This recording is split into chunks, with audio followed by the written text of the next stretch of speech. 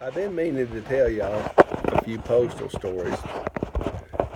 Um, the first one I'm gonna tell you is my mother's favorite, and this may or may not have happened, but I was carrying my mail route and it was out as hot, and I pulled up to this house and this woman was standing next to the mailbox, and oh my gosh, you could just tell she was not a happy camper. So I pulled in, and she's standing next to the box, and she was a big woman. I mean, this woman was 6 foot tall, standing up, laying down, on her side. She was 6 foot tall. She was big, and got her arms folded up, and just waiting on me to. And I got to look on her face and make a freight train take a dirt road in a hurry. So I says, pulled up, and I said, "Yes, ma'am." She said, "Are you the regular mailman?" And I said, "Yes, ma'am, I am." She said, "Did you carry yesterday?" And I said, "Yes, ma'am, I am." And she said, "You put mail in my box don't belong to me."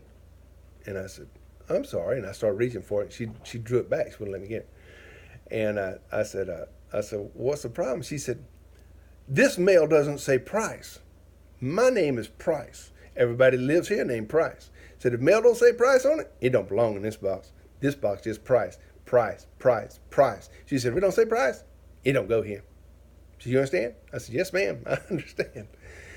And I went on about my business, and went and carried, and I didn't put no mail in there but Price. And so one day I was carrying, and lo and behold, here come this check. And it had for a Miss Brown.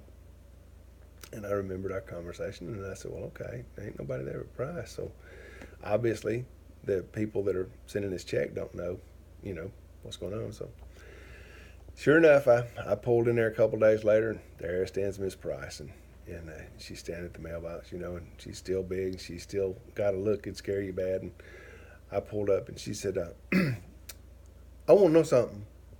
That's "Yes, ma'am." She said, "Have you seen mail for Yolanda Brown?" And I said, "Well, yes, ma'am." She said, "Why didn't you deliver it?" I said, "Ma'am, do you remember our last conversation?" And she looked at me sort of funny. I said, "You told me don't nobody stay here but Price." I said, "You reiterated that more than once." I said, "You told me." He said, "If it don't say Price on this mail, it don't belong in this box." I said, "Now, I remember that you said Price, Price, Price. That mail said Brown, Brown, Brown. I sent it back, back, back." she said, she said, "Well, that's my daughter. Could you put the mail in my box?" And I was like, "Well, yes, ma'am." I said, I'm not trying to be mean and ugly to you." I said, "But, I was trying to do what you told me to do." And from that day on, I could have put your mail in that box, and she'd have took it. She'd never said a word. She was fun.